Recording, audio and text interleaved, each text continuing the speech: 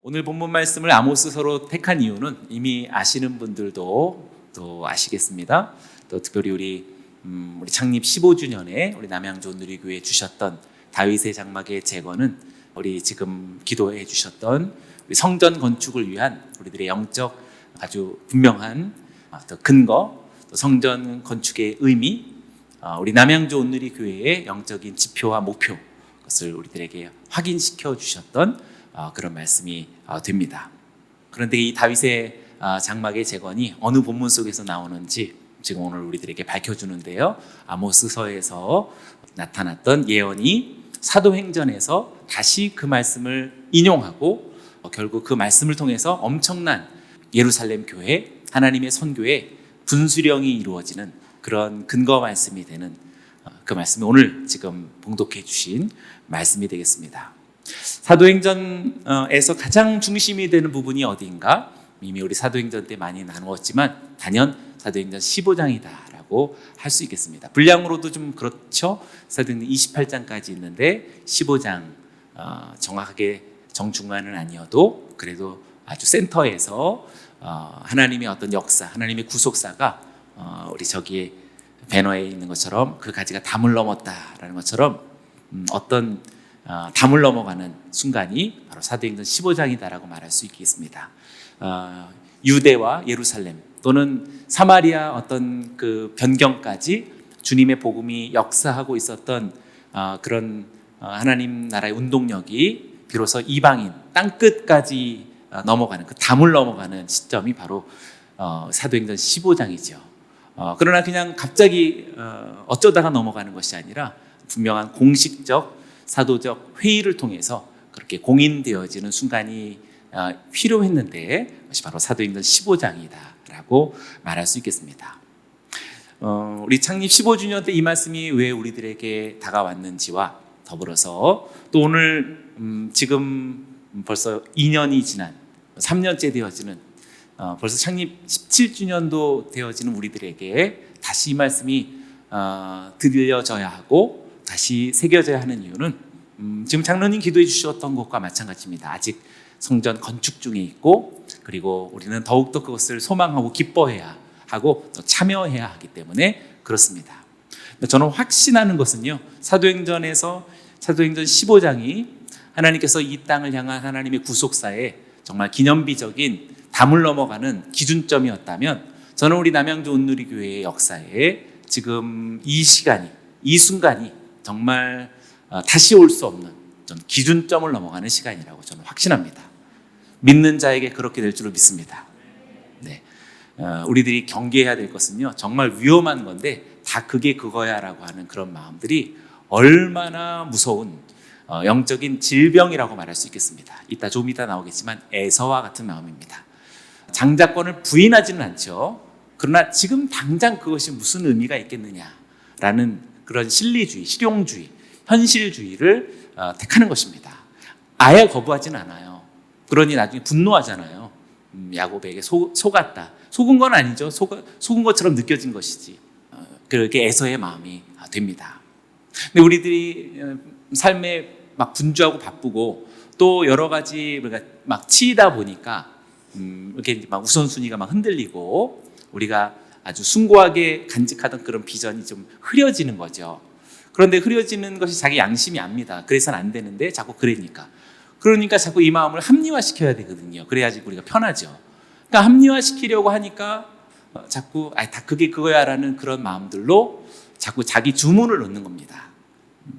하나님 앞에서의 금식, 주님 앞에서의 기도, 하나님 앞에서의 말씀의 묵상, 또 성결한 자기 헌신, 그리고 섬김과 두렵고 떨리는 마음으로서의 모든 사역들, 처음 은혜 받았을 때는 그것이 간절했고 절실했고 정말 선명했고 뚜렷했고 영원할 줄 알았지만 그러나 여러 가지 우리의 삶에 지치고 또 여러 가지 일상의 일과들에 이렇게 막 무게로 다가올 때 너무나 좀 빨리 이런 고귀한 신적 영감들이 이렇게 화석화되는 그런 경험들을 하게 됩니다.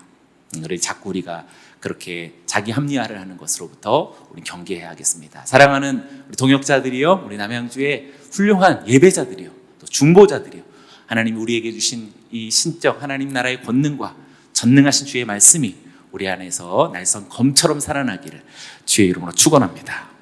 그리고 오늘날의 이 시점이 지난 날과 오늘 그리고 앞으로 나에게 어떤 의미 있는지 잘 생각해 본다면 저는 너무나 감사한 거죠.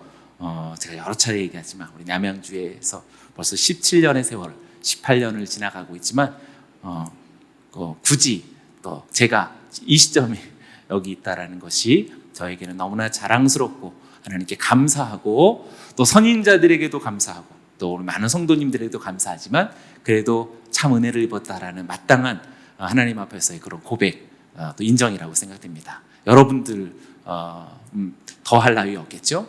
여러분들 지금 이 시간에 우리가 성전의 시대 속에 성도로서 또 직분자로서 함께 있다라는 이 사실을 우리 하나님 앞에 무한한 감사와 영광으로 영예롭게 여기시기를 주의 이름으로 축원합니다. 아마 거기에 참여한 이들은 틀림없이 예루살렘 교회가 이제 큰 원심력을 그리면서 한번 탁 던졌을 때 굉장히 멀리 뻗어가는 그것처럼 지금 이 성전 건축의 시대 속에 우리가 마음과 영과 모든 전심을 다하게 된다면 우리 모두도 더 큰 지경으로 뻗어나가는 하나님의 거룩한 도구가 될 줄로 믿습니다. 오늘 말씀으로 다시 한번 돌아와서 그렇다면 어떻게 공식적인 선언이 될 수 있는 그런 확신이 다가왔을까? 어떻게 그렇게 공식화할 수 있는 예루살렘 교회의 공적인 선언이 이루어졌던 것일까? 먼저는 베드로 사도의 아주 귀한 체험에 있었습니다. 우리 지금 세 번의 사랑과 세 번의 환상에서 뒤에 있는 세 번의 환상, 베드로가 환상을 보고 광주리 환상을 보죠. 그리고 고넬료 가정을 만나게 되고 그리고 고넬료 가정에 하나님 앞에 세례를 받고 성령을 받음으로 인해서 그 충격적인 사건이 베드로에게 있어서 아주 중요한 사례로서 제시가 되게 되죠. 그리고 그 사례를 가지고 주의 형제 야고보, 그러니까 예루살렘 교회의 총감독 대표되는 목사님으로서의 사도인 주의 형제 야고보 사도가 결정을 내립니다. 근데 결정을 내릴 때 그냥 자신의 임의적인 판단이 아니라 하나님의 말씀을 가지고서 그 말씀을 따라 결정하게 되는 것이죠. 근거로 삼았던 말씀이 지금 우리가 봉독해 주셨던 아모스서 9장 11절에서 13절의 말씀이라고 할 수 있겠습니다. 이 말씀을 가지고 야고보 사도가 뭐라고 말했는지 사도행전으로 돌아와 보죠. 사도행전 15장 16절에서 17절 말씀 벌써 여러 번 우리가 보았었는데 한번 같은 소리로 목소리를 읽어보겠습니다. 시작. 또 그 허물어진 것을 다시 지어 일으키리니 이는 그 남은 사람들과 내 이름으로 일컬음을 받는 모든 이방인들로 주를 찾게 하려 함이라 하셨으니. 야고보 사도가 정확하게 아모스서 9장 11절 오늘 본문 말씀을 인용한 것이지요. 그런데 다시 오늘 본문 말씀을 한번 좀 돌아볼까요? 아모스서 또 9장 11절과 12절 두 구절을 제가 눈으로 한번 따라가 보시죠. 아까 사도행전과 어느 정도 닮아 있는지. 그날에 내가 다윗의 무너진 장막을 일으키고 그것들의 틈을 막으며 그 허물어진 것을 일으켜서 옛적과 같이 세우고 그들이 에돔의 남은 자와 그 내 이름으로 일컫는 만국을 기업으로 얻게 하리라. 이 일을 행하시는 여호와의 말씀이니라. 네, 거의 지금 본문 말씀 그대로 인용하고 있죠. 아마 암송했던지 아니면 지금 사도행전에서 누가가 주의 형제 야고보의 그런 낭독과 발언을 어떻게 기록했던지 약간의 차이가 있겠는데 그냥 단순한 단어 변경일 수도 있겠지만 절대로 그냥 단순한 변경이 아니라 우리가 말씀을 묵상하고 그것을 해석해서 표현하는 그것은 차이가 있겠죠. 그래서 오늘 본문 말씀을 잘 들여다보면 주의 형제 야고보가 아모스서의 말씀을 분명히 영적인 성령의 감동을 따라서 재해석해서 지금 예루살렘 교회가 어떤 결정을 내려야 하는지에 대한 아주 중요한 근거로 삼았다라는 이야기가 됩니다. 한마디로 얘기하면 아모스 선지자의 예언은 메시아의 날이 이르게 될 텐데 그 날이 이르게 된다면 어떤 일들이 일어날 것인데 두 가지의 일이 일어날 것이다 라고 말합니다. 첫째는 다윗의 무너진 장막을 하나님이 다시 일으키실 것이다 라는 것이요. 둘째는 그래서 다윗의 무너진 장막을 회복하시면 에돔의 남은 자들과 만국을 기업으로 얻게 하실 것이다 라는 이야기입니다. 우리가 다윗의 장막의 재건 막 여러 가지로 이야기하는데, 그래서 그것이 무엇을 의미하는 것이고 무엇을 목적으로 하는 것인지 우리 생각해야겠죠. 우리 남양주온누리교회가 다윗의 장막의 재건과 같다라는 소망을 가졌다면 그래서 어떤 것인가 우리가 주목해 봐야겠죠. 뒤에서 얘기한 것처럼 에돔의 남은 자가 돌아오는 것이요 만국을 기업으로 얻는 것이다 라고 말할 수 있겠습니다. 사랑하는 여러분, 성전 건축과 더불어서 우리가 다윗의 장막의 재건을 기도하고 또 소망할 때 결국 여기는 저와 여러분들을 통해서 남양주온누리교회를 통해서 에돔의 남은 자들이 돌아올 줄로 믿습니다. 그리고 만국이 우리의 기업이 될 줄로 믿습니다. 옆 사람들에게 선포하십시오. 에돔의 남은 자들이 돌아옵니다. 만국을 기업으로 얻을 것입니다. 아멘. 네. 그런데 우리가 잠깐 돌아와서 조금만 자세히 보도록 하죠. 아모스서 9장 11절 말씀에 이렇게 표현이 되어 있는데요. 그날에 내가 다윗의 무너진 장막을 일으키고 그것들의 틈을 막으며 그 허물어진 것을 일으켜서 옛적과 같이 세웠다 라고 말하고서 여기 그날에 잘 안 보일 수 있겠는데요. 좀 푸르게 지금 표현이 됐습니다. 아모스서에서는 분명히 그날에라고 이야기하는 어떤 that day, 어떤 특별한 날을 지금 가리키고 있는데요. 사도행전에서는 주의 형제 야고보가 이 날을 조금 다시 풀어서 설명했습니다. 사도행전 15장 16절을 보면은 이후에 내가 돌아와서 다윗의 무너진 장막을 다시 지으며 또 그 허물어진 것을 다시 지어 일으키리니 라고 이야기해서 여기선 지금 그 후에라고 말하고 있죠. 그 후는 그 후의 날들이라는 말로서 아까 말했던 어떤 단수형 날이 아니라 여기서는 이미 복수형의 날들이다라는 것을 알게 됩니다. 분명히 지금 그날에라는 말이 그 후에로 지금 변화된 것은 주의 형제 야고보가 아모스서에서 말한 그날은 벌써 이날이 되었고 이날로부터 그 이후의 모든 날들이 다윗의 장막의 재건의 날들이다라고 그렇게 확신한 것이지요. 아모스서에서 예언했던 그날이라는 것은 바로 예수 그리스도의 십자가 사건, 예수 그리스도의 부활의 사건, 성령의 강림 사건으로 인해서 벌써 우리들에게 임재한 그러한 날이라고 말할 수 있고 그 날로부터 지금 계속 이어지고 있는 날들이라고 할 수 있겠죠. 아모스가 보기에는 미래의 날들이었지만 사도행전에서 주의 형제 야고보가 볼 때는 벌써 그날은 도래했고 지금도 계속되고 있고 앞으로도 계속될 것이다라는 그런 시간에 새로운 이해, 새로운 확신 속에 지금 막 빠져들어가고 있는 것을 보게 되죠. 아멘.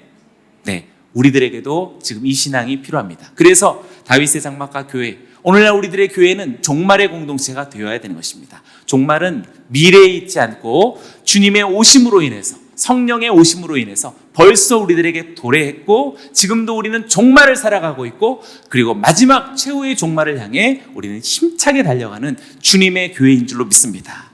교회가 종말을 잃어버리면 세상의 많은 윤리적 공동체와 다를 바가 없습니다.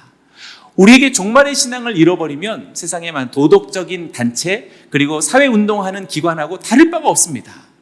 우리는 정말 경계해야 되겠습니다. 우리가 이성적이 되고 많은 변화가 있고 또 많은 번영이 있고 또 우리의 학문과 또 여러 가지 과학이 발달함으로 인해서 교회는 점점 더 수많은 덕 있는 종교 기관들 중에 하나로서 남아있기를 바라고 또 그러라고 지금 재촉하고 강요하는 그런 시대를 살아가고 있죠. 우리는 자꾸 거기에 위축이 되고 거기에 편승하고 또 스스로가 그들 중에 하나의 기관으로 전락하게 되는 것입니다.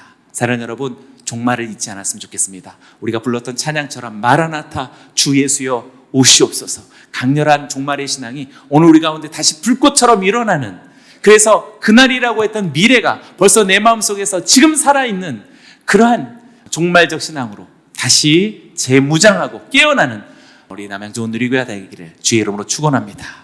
할렐루야. 발등에 불이 떨어진 사람만큼 지금 당장 순종하는 사람이 있지 않겠고, 그리고 정말 가슴에서 불이 타오르고 있는 사람이 오늘 손을 들고 아멘 주님 제가 여기 있습니다라고 말할 것입니다. 그러나 이 종말이 벌써 식어졌거나 잊혀진 사람이라면 다 그날이 그날이고 다 사는 게 그런 것이고 너무 유난하지 말아라라고 스스로를 자꾸 주문하고 남들도 자꾸 영적인 다운을 그렇게 재촉하게 되는 원치 않는 범죄함으로 우리가 흘러갈 수 있다는 사실입니다. 사랑하는 여러분이요, 주님은 오셨고 주님은 성령으로 강림하셨고 주님은 지금 우리와 함께하고 계시며 그리고 마지막 주의 오심은 지금 곧 우리의 눈앞에 있는 줄로 믿습니다. 옆 사람들에게 축복합니다. 우리는 종말의 공동체입니다. 아멘. 두 번째로 아모스서 9장 12절의 말씀을 다시 한번 보시죠. 푸르게 표현했는데 보여질지 모르겠네요. 그들이 에돔의 남은 자와 내 이름으로 일컫는 만국을 기업으로 얻게 하리라. 이 일을 행하시는 여호와의 말씀이니라. 네, 에돔의 그 남은 자, 에돔의 남은 자가 사도행전에서 주의 형제 야고보는 조금 달리 지금 말하고 있습니다. 사도행전 15장 17절인데요. 제가 읽어봅니다. 이는 그 남은 사람들과 내 이름으로 일컬음을 받는 모든 이방인들로 주를 찾게 하려 함이라 하셨으니. 네, 아까는 지금 에돔이 있었는데 사도행전에서 지금 에돔이 빠졌죠. 에돔의 남은 자라고 말했는데 지금 사도행전에서는 그냥 그 남은 자라고 말하고 있어서 분명히 무엇인가를 이야기하고 있다고 생각됩니다. 그래서 두 번째는 에돔의 남은 자를 그 남은 사람들로서 바꾸었다는 사실입니다. 아까 제가 얘기했던 바와 관련이 있습니다. 왜 우리들에게 에서와 같은, 물론 우리는 다 이스라엘의 언약의 신앙의 그 분기 속에 있지요. 그러나 우리들의 성정 속에 에서의 그런 강한 욕망이 우리 안에 있다라는 사실을 부정할 수 없겠습니다. 오늘 그것을 우리들에게 말해주고 있다고 생각됩니다. 뒤에 분명히 이방인들을 이야기하고 있기에 에서라고 해서 그냥 단순히 이방인으로 치부할 것이 아니라 따로 콕 집어서 에서를 불러내었던 이유는 우리들에게 쌍둥이로서 태어난 우리들의 본성 속에 있는 어떤 그 욕망들이라고 말할 수 있겠죠. 야곱도 무엇인가 연약한 사람이지만 에서는 사실상 참 안타깝고도 또 절망적인 하나님의 영광스러운 나라에 대한 갈망과 열심과 또 그것에 대한 집중을 잃어버린 안타까운 사람이라고 말할 수 있겠습니다. 저는 에돔을 가리켜서 에서를 가리켜서 이렇게 설명하고 싶어요. 자기를 위해서 살아가는 사람의 전형이 바로 에서라고 말할 수 있겠습니다. 겉으로 볼 때는 400명을 이끄는 대단한 어떤 실력자죠. 또 호연지기도 있고 나름대로 인간성도 괜찮습니다. 그리고 또 자신의 어떤 철학을 과시하는 그런 사람이기도 하기에 에서는 이 시대의 사람들이 볼 때 단연 각광받는 사람일 수도 있겠습니다. 그러나 오히려 장막 안에 깃들어 살아갔던 연약한 야곱을 하나님께서는 왜 사랑하셨는지 단연코 볼 수 있는 것은 야곱은 그래도 하나님의 나라에 대한 그 무엇을 언제나 바라보고 언제나 그것을 갈망하고 언제나 그것을 향하고 있기에 하나님은 야곱을 사랑하지 않을 수 없는 것이죠. 그러나 에서는 끊임없이 자신의 세계를 위해서 살아가는, 그래서 우리 창세기 36장은 유독 에서만을 위해서 남겨준 에서의 족보장이 되겠죠. 거기에서 에서가 어떻게 자신을 위해서 살아갔는지 우리는 잘 알 수 있겠습니다. 끊임없이 자기를 향하고 자신을 위하고 자기 자녀를 위하고 자기 가정을 위하고 자신의 아내와 자신의 남편과 자신의 어떤 삶의 자리만을 집중하고 집착하는 그 모든 세계의 전형을 가리켜서 에돔의 세계다라고 말할 수 있는 것입니다.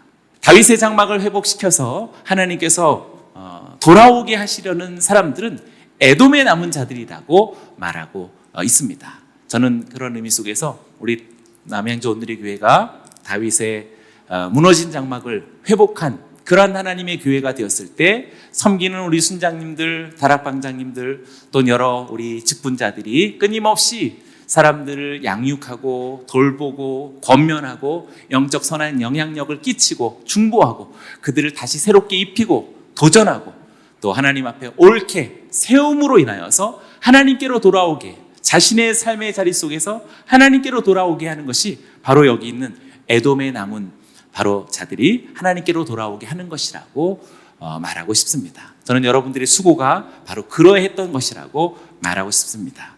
사랑하는 여러분들이요, 여러분들의 섬김, 여러분들의 양육, 여러분들의 돌봄, 여러분들의 기도, 여러분들의 모든 직분을 지금과 같이 계속 온전하게 회복하고 다시 이루어가기를 주의 이름으로 축원합니다. 그때 자기를 위하여서 살아가던 수많은 에돔의 남은 자들이 하나님께로 돌아올 줄로 믿습니다. 할렐루야. 끝으로 세 번째는 다시 아모스서 9장 12절의 말씀을 보시지요. 제가 읽어보겠습니다. 그들이 에돔의 남은 자와 내 이름으로 일컫는 만국을 기업으로 얻게 하리라. 이 일을 행하시는 여호와의 말씀이니라. 만국을 기업으로 얻게 하리라 라고 하는 이 표현이 야고보가 어떻게 지금 재해석했는지 사도행전 15장 17절을 보시죠. 한번 같이 읽어보겠습니다. 시작.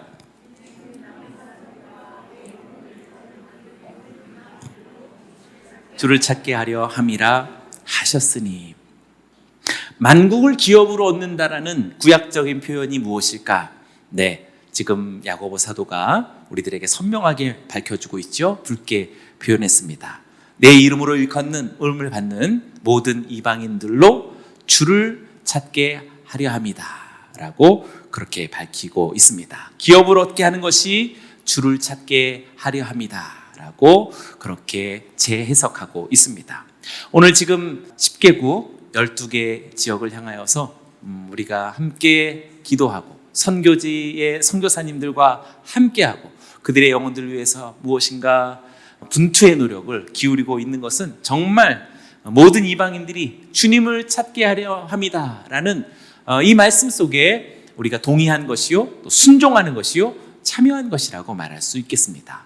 다윗의 무너진 장막이 일어난다라는 것은 무엇을 의미하는 것일까요? 오늘 여기 있는 것처럼 끊임없이 이방의 사람들이 주님을 찾게 하는 것에 동참하는 것이라고 말할 수 있겠습니다. 우리 온누리 교회가 사도행전적 바로 그 교회여서 선교하는 교회가 되었던 것이 얼마나 하나님의 섭리였고 또 감사한 일인지 모르겠습니다. 그리고 그 유산을 지금 우리가 계속 이어가고 있지요. 우리 남양주 온누리 교회 한 사람도 남김없이 선교하는 성도가 되기 원하고 선교하는 일에 저와 여러분들의 모든 삶과 우리들의 전 인생을 집중하고 또 헌신하고 또 투신할 수 있는 우리 모두가 되기를 주의 이름으로 축원합니다. 옆 사람들에게 선포합니다. 우리는 선교하는 교회입니다. 네, 정리해 봅니다. 그날이라고 하는 이 단수형의 미래의 어떤 날을 이후에라는 현재를 포함한 앞으로의 모든 날들로서 모든 날들이 우리들의 살아갈 날들을 종말의 날들로 확정 지었던 것입니다. 가슴에 불이 있어야 되고 깜짝 놀라야 되는 것이고 내가 이래서는 안 된다 정신을 차려야 되는 것이고 부적절한 것을 다 포기하는 것이고 의미 없는 악서사리 같은 그런 우리들의 삶의 조각들은 이제 다시 재정리해야 될 필요가 있는 것이 종말적 공동체이며 종말적 신자라고 말할 수 있겠습니다. 이제 우리 모두가 그러한 주의 오심을 기다리는 마지막 종말의 공동체가 되길 원하며 또한 다윗의 장막이 다시 재건되어질 때 우리에게 나타날 아주 분명한 특징과 분명한 신호는 우리 가운데 있는 수많은 에돔의 성향을 가졌던 사람들이 하나님께로 돌아서는 그런 놀라운 변화와 또 성숙과 돌이킴과 성장이 오늘 우리 가운데 부지런히 일어나기를 주의 이름으로 축원합니다. 이 일을 위하여서 순장으로서 섬기신 분들 정말 감사를 드리고요. 또 이 일을 위하여서 여러 가지 분주하고 어려운 일임에도 불구하고 각 사역자로서 또 여러 가지 사명자로서 직분자로서 감당해 주셔서 감사를 드립니다. 누구를 위한 일 아닙니다. 하나님의 영광을 위하고 사도행전에 나타난 주님의 꿈을 이루기 위한 거룩한 헌신이라고 그렇게 말하고 싶습니다.